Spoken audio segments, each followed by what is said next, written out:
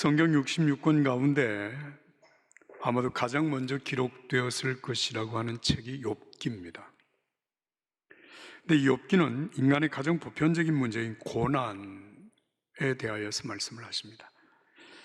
특별히 하나님께서 인정하시는 욥, 그가 받는 고난의 의미가 뭔지를 우리에게 말씀을 하십니다. 욥기서 1장 1절과 3절 말씀입니다. 그 사람은 온전하고 정직하여 하나님을 경외하며 악에서 떠난 자들아, 이 사람은 동방 사람 중에 가장 훌륭한 자라. 욥은 정말 하나님이 칭찬하시는 의인으로서 그가 받아 누려야 될 모든 복을 받아 누린 사람입니다. 많은 재산이 있었고 많은 종들이 있었습니다. 그리고 7남 3녀 그의 자녀들은 아주 우애가 깊은 그런 신실한 자녀들이었습니다. 그런데 어느 날 갑자기 그에게 몰아닥친 고난으로 인하여서 그 모든 것을 다 잃었습니다. 재산도, 종들도, 그리고 자녀들도, 자신의 건강까지 다 잃고 주변에 가까이 있던 모든 사람들이 다 그를 떠났습니다. 하나님의 인정을 받는 사람이지만 고난이 지속되게 되는 상황에서 그의 사랑하는 세 친구가 멀리에서 그를 위로하기 위하여서 찾아왔다가 너무나도 처참한 욥의 모습을 보면서 일주일 동안 한마디 말을 하지 못하다가 드디어 입을 열어 말하기 시작합니다. 회개하라는 겁니다. 하나님 앞에 죄 짓지 않고 너처럼 망한 자가 없다. 너가 오늘 이처럼 하나님 앞에 징계를 받은 것은 죄 때문이라고 말을 하면서 죄를 회개하라고 다그칩니다. 그런 고난, 그런 어려움 속에서 욥은 끝까지 하나님을 붙듭니다. 또한 하나님도 욥을 끝까지 놓지 않습니다. 그런 가운데 하나님께서 욥을 인정하시고 마지막에 욥을 공경에서 돌이키시고 처음보다 더 복을 주사 이전 모든 소유보다 갑절이나 주셨다는 말씀으로 욥기가 끝을 맺고 있습니다. 근데 사람들은 욥의 친구들이 욥에게 한 말처럼 쉽게 하죠. 잘 사는 사람, 잘 되는 사람을 보면 아, 저 사람은 하나님께 복을 받은 사람이다. 어렵게 사는 사람을 보면 혹시 하나님께 징계를 받는 것이 아닌가라고 생각을 하는 거죠.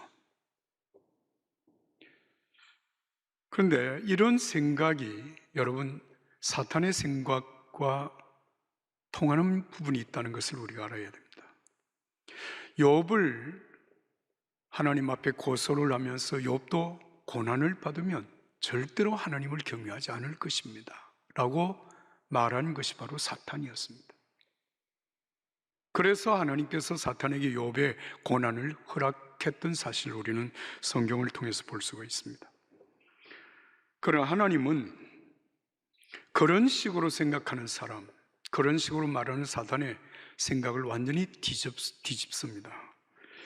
의인도 고난받을 수가 있고 고난 중에도 하나님이 하시는 역사를 경험할 수 있다는 거죠. 어떻게 보면 성경은 고난 중에 어떻게 믿음의 사람들이 고난을 이겨내었는가라고 하는 사실을 우리에게 전하여 주는 말씀이기도 합니다. 오늘 본문의 말씀은 많은 고난 가운데서 인류의 구원을 위하여서 세계 선교에 헌신한 사도 바울의 사역의 한 면을 우리에게 전해주고 있습니다. 여러분 먼저 사도행전 16장 19절에서 24절의 말씀을 함께 읽도록 하겠습니다. 19절 말씀부터 24절 다 같이 읽습니다. 여종의 주인들은 자기의 수익에 소망이 끊어진 것을 보고 바울과 실라를 붙잡아 장터로 관리들에게 끌어갔다가 상관들 앞에 데리고 가서 말하되 이 사람들이 유대인인데 우리 성을 심히 요란하게 하여 로마 사람인 우리가 받지도 못하고 행하지도 못할 풍속을 전한다 하거늘 무리가 일제히 일어나 고발하니 상관들이 옷을 찢어 벗기고 매로 칠하여 많이 친 후에 옥에 가두고 간수에게 명하여 든든히 지키라 하니 그가 이러한 명을 받아 그들을 깊은 옥에 가두고 그 발을 착고에 든든히 채웠더니. 바울과 실라가 2차 전도 여행 중에 빌립보 성에서 당한 아주 어려운 한 일을 우리에게 전해주는 말씀이죠.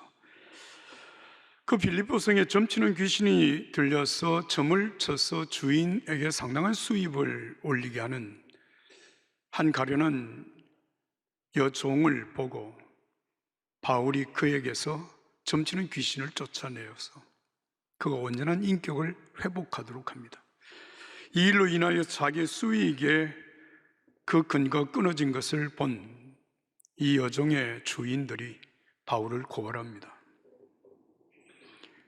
고발받은 사람들은 일방적인 이야기를 듣고 바울과 실라의 옷을 찢어벗기고 매를 많이 친 후에 깊은 옥중에 가두고 발을 착고에 든든히 채웠습니다. 우리가 이미 그동안 생각해왔던 대로 바울은 50년 초여름 2차 선교 여행을 계획하고 준비하였습니다. 1차 선교 여행 때 복음을 전했던 그 지역 그리고 그 지역에 세워진 교회들이 어떻게 성장하고 있는지를 돌아보기 위하여서 2차 선교 여행을 계획하고 준비하는 아주 선한 일이었습니다. 그런데 이 일은 준비하는 과정부터 아주 많은 어려움이 있었습니다. 마가를 동행할 것이냐 말 것이냐라고 하는 문제를 놓고 바나바와 심한 다툼을 벌였습니다. 결국 두 사람의 이 감정의 골을 해결하지 못하고 바나바와 바울이 따로 갈라쓰고 따로 선교여행을 출발하는 결론을 내리고 말았습니다. 이 일로 인하여서 바나바와 바울뿐만 아니라 마가 그리고 이 일로 인하여서 함께 고통을 당한 안디옥 교회의 성도들은 아마도 마음에 큰 상처를 입었을 것이 분명합니다. 자, 이렇게 보면 2차 선교 여행은 사실 시작부터 많은 사람들이 마음에 상처를 안긴 채 시작하게 되었다라고 하는 말입니다. 바나바와 갈라쓴 바울은 실라를 동역자로 선택하고 선교를 떠납니다. 그러면서 선교 대상 지역을 아시아에서 복음을 전할 것이라고 계획을 하고 아시아에서 복음 전할 수 있는 가능성을 찾아서 자리를 옮겨가면서 그 노력을 하지만 끝내 아시아 선교의 목적을 이루지 못합니다. 까닭은 성령이 아시아에서 말씀을 전하지 못하게 하시고 예수의 영이 허락하지 않았기 때문이었습니다. 근데 그렇게 자리를 옮겨가는 중에 드로아라고 하는 곳까지 이르러서 하루는 밤을 지나는데 밤에 하나님께서 바울에게 환상을 보게 하셨습니다. 마게도니아 지역에 산 사람이 손짓을 하면서 와서 우리를 도와달라고 하는 간절한 요청을 보는 환상을 본 후에 바울은 하나님께서 아시아의 선교의 길을 막으신 것이 바로 이 마게도니아 지역, 다시 말하면 오늘의 유럽 지역에 복음을 전하라고 하시는 것이 하나님의 뜻이다. 그렇게 받아들이고 바울 일행은 드로아에서 배를 타고 마게도니아 지역으로 들어가서 네아폴리라고 하는 곳에 이릅니다. 여러분, 드로아라고 하는 지역에서 네아폴리라고 하는 이 지역까지 거리가 자그마치 282km입니다. 여러분, 결코 짧은 거리가 아닙니다. 이 길을 배를 타고 건너가서 이제 유럽 선교를 시작하게 되는 것입니다. 사랑하는 여러분, 드로아에서 네아폴리까지 가는 길도 멀고 그 뱃길이 험하기도 했지만 사실 선교의 대상 지역을 갑자기 바꾸어 선회한다고 하는 것은 여간 어려운 일이 아닙니다. 여러분, 선교라고 하는 것은 하나님이 허락하심으로만 가능한 일이기는 하지만 여러분, 선교 중에 목적지를 갑자기 선회한다고 하는 것은 이것은 사실 엄청난 충격이기도 하지만 많은 어려움이 아닐 수가 없는 것입니다. 바울 일행이 유럽에 도착을 한 이 첫 번째 성이 바로 빌립보 성이었습니다. 여기에서 복음을 전하는 중에 정말 뜻밖의 결실을 얻은 것은 두아디라시에 있는 자색 자주 옷감을 파는 루디아라고 하는 여성을 만났고 그 온 가족이 함께 세례를 받는 쾌거를 경험하게 되었습니다. 루디아의 가정이 구원을 받고 난 이후에 이어지는 내용이 바로 오늘 이 본문의 말씀입니다. 빌립보 지역의 복음을 전하는 중에 점치는 귀신 들린 여종 하나를 만나게 되었고 그 여종에게서 귀신을 쫓아내는 일로 인하여서 바울 사도는 고발을 당하고 많은 어려움을 겪게 된 것입니다. 사실 하나님의 인도하심으로 마게도네로 오게 되었고 그 하나님의 인도하심으로 지금 빌립보 지역에 선교를 하는 중에 또 한 번의 큰 시련을 겪게 되는 바울 사도의 일행입니다. 여러분, 이미 오늘 제가 여러분들에게 말씀드린 대로 바나바와의 의견이 충돌이 되어서 큰 다툼이 벌어진 일, 이것은 사실 큰 아픔이고 상처였습니다. 그리고 선교지가 변경되어지는 일도 사실 선교 떠난 바울 일행에는 엄청난 충격이었고 아픔이었습니다. 그런데 세 번째, 빌립보 지역의 한 여종을 치유하는 일로 말미암아서 매를 맞고 깊은 옥에 갇히는 고통을 지금 당하게 된 것입니다. 사랑하는 여러분, 하나님의 사람들이 하나님의 일에 헌신하는 과정에서 이런 어려움을 당하게 되면 그 어려움을 어떻게 해석하는 것이 맞을까요? 하나님이 원하시지도 않는 일을 자기 열심이 너무 지나쳐서 일을 하려고 하다가 어려움을 당하는 것일까요? 아니면 선교팀을 꾸리는 가운데 동력자와의 의견 충돌로 말미암아서 그 의견 충돌을 화해로 만들지 못하고 결국 서로 분열하고 상처를 가지고 떠난 그 일로 말미암는 하나님의 징계를 받은 일일까요? 아니면 영혼 구원, 하나님의 전도, 말씀을 전하는 일이라고 하는 이 소중한 일을 너무 과도하게 해서 타 종교의 영역을 침범한 까닭에 이런 지금 어려운 일을 당하는 것일까요?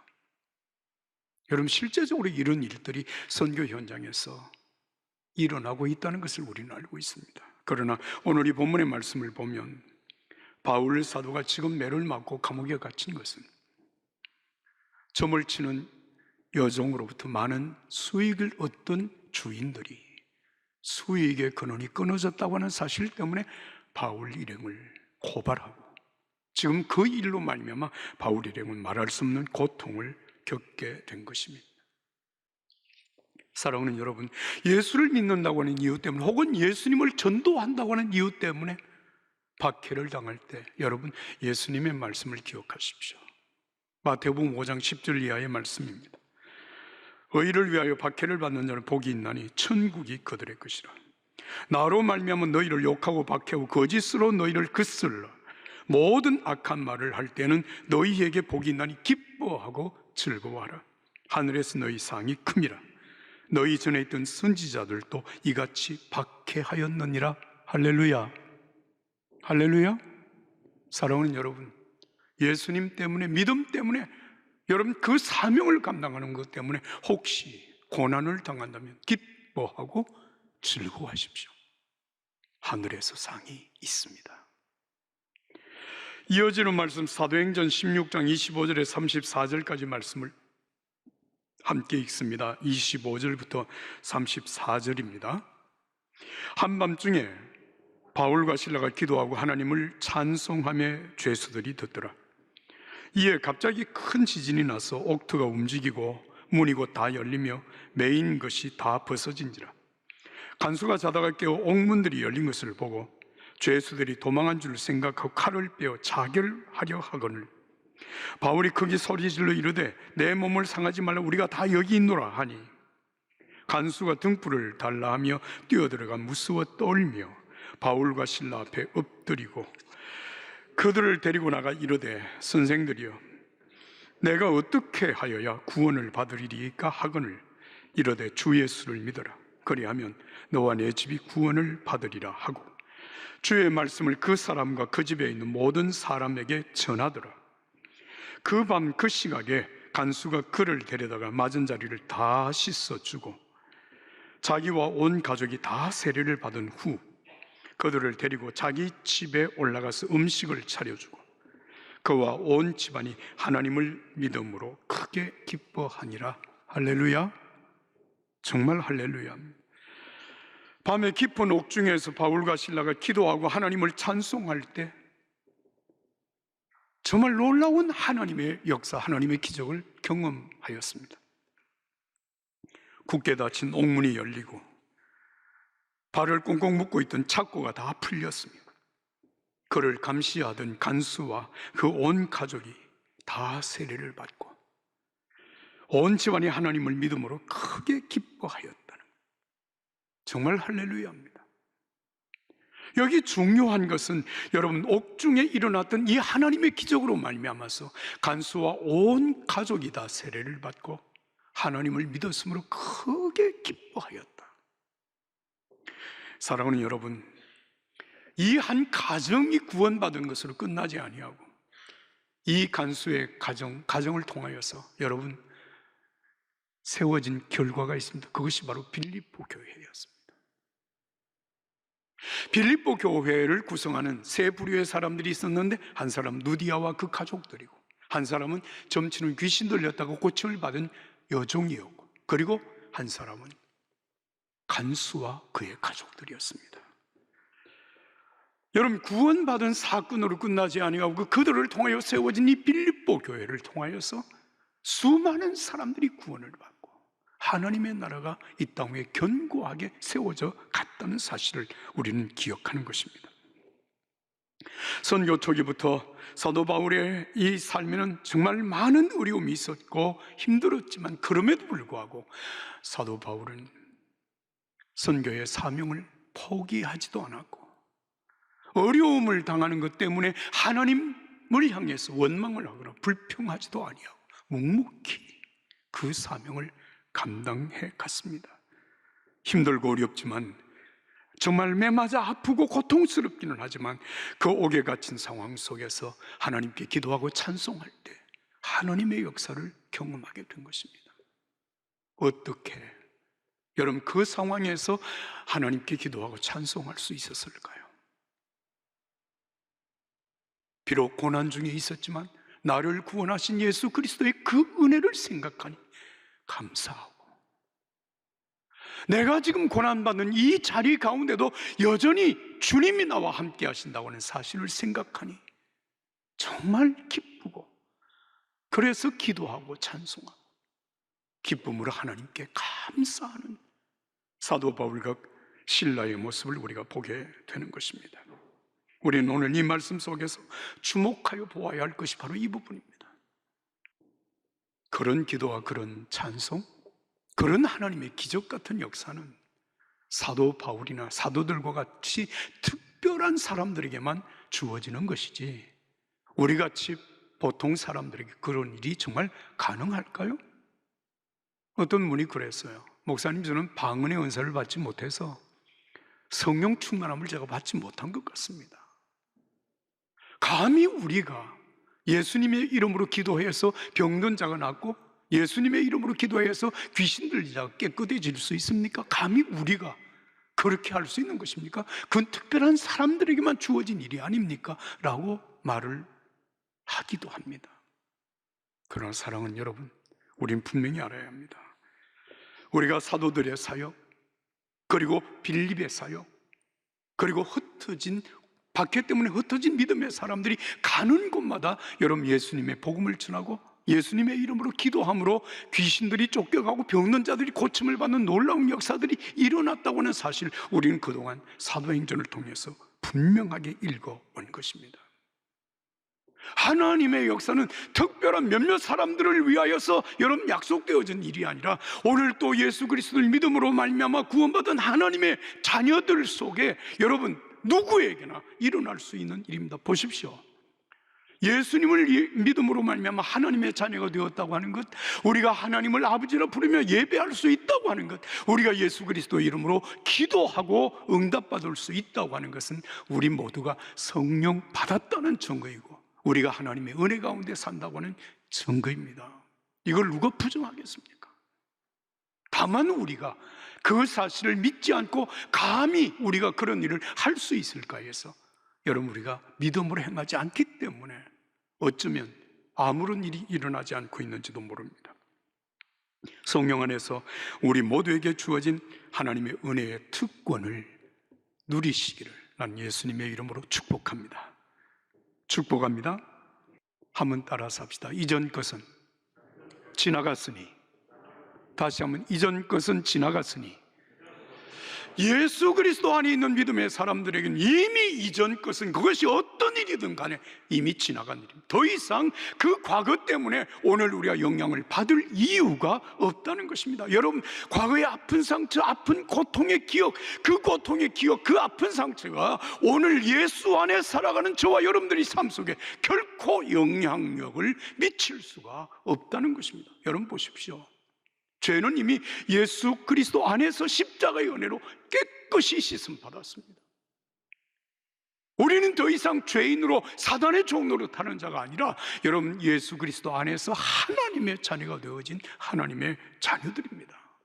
새로워진 사람들 뿐만 아니라 여러분, 이 믿음을 가지고 하나님 앞에 감사함으로 기도하며 찬송하는 사람들은 우리의 이미 있었던 과거를 우리가 바꾸지는 못할는지 모르지만 여러분, 그 과거에 대한 해석은 전혀 새롭게 할 수가 있는 것입니다. 그 과거의 어려움, 고통, 아픔이 오늘 우리의 삶 속에 여전히 고통스러운 기억으로 남는 것이 아니라 그 고통 때문에 내가 오늘 예수 그리스도 안에 있고 이 믿음으로 하나님의 자녀로 살아간다고 하는 사실을 생각하면 그 고통도 하나님의 은혜의 통로가 되었다는 사실을 우리는 알고 그렇게 해석할 수 있는 것입니다. 여러분, 미래도 마찬가지입니다.